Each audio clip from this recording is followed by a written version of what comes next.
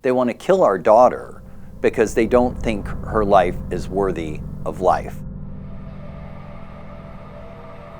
Physician-assisted suicide starts with the disabled, but it doesn't end with them. It moves to the next group until it gets to you. It is not dignified to take one's life. It's self-murder.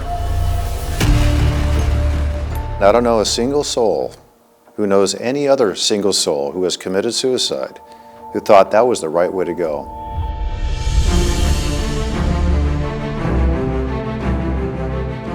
The disability community definitely has a lot to say about how legislation and the medical field treat those who they consider terminal. So our daughter, when we were told she had a fatal fetal anomaly and that she was incompatible with life, was actually alive and kicking in my womb while a geneticist was saying that.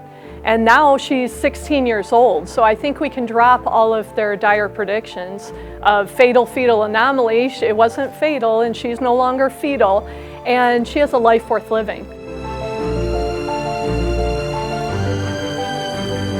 If you want someone to have dignity in his or her life when he or she is going through intense suffering and turmoil, despair and anxiety or depression, what's important to help that person understand is that despite their suffering, their life holds tremendous value.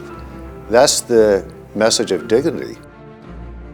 You were created in the image of God. We often hear from doctors a term that they like to use, quality of life. So they frequently will bring up the quality of life issue, like our daughter's quality of life won't be good enough for her to live this life, so we ought to just kill her. No, they won't say kill her, they'll say something else and make it sound soft. We had doctors and nurses that would say, well, we don't have to feed her. Which to that I said, I feed all my children. And we also had doctors denying care where they wanted to send us to an ethics board. All of this based on the idea that she didn't have a life that would be worth living. But we found that her life, albeit different than other people's, is a joy and has purpose. And so it should be treated and loved the same way as anybody else's life would be treated and loved.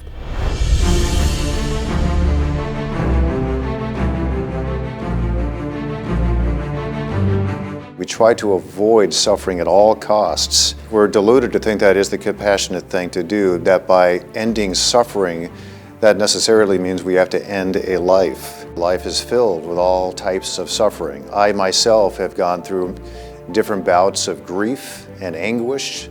Imagine if the first tragedy one goes through and is dealing with grief and suffering and anguish and mental despair, the argument is, well, the compassionate thing to do is for you to end your life. Well, that person that never would have enjoyed the joys and the freedoms and the lessons learned during that time of tragedy. Suicide is not death with dignity, and it's not compassionate. The physician-assisted suicide has now been renamed to medical aid in dying.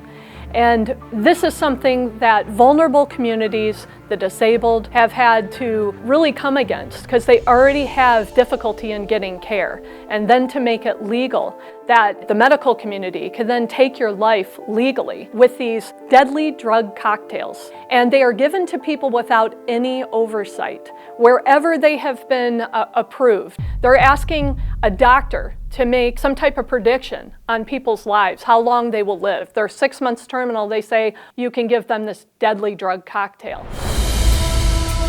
We have been able to find some good doctors. Sadly, a study was done in March of 2016. In this study, they sent out requests to 3,000 NICU doctors around the country. So these are neonatologists, the first doctors to see disabled children after they're born. They ended up getting 490 doctors who responded. 76% of NICU doctors think it is ethical to put a DNR on a child that, in their opinion, is not going to survive without even asking the parents' permission.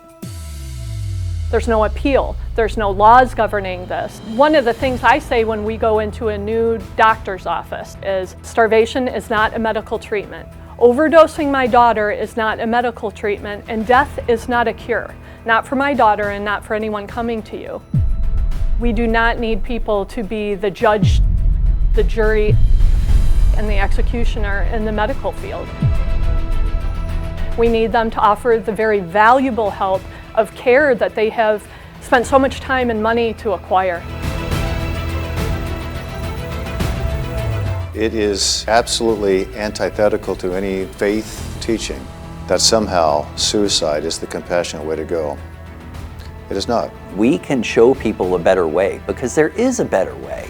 And loving and caring for those who need help is the better way. Life starts and ends with God alone. We can win. That's a death cult and a death culture that we must defeat.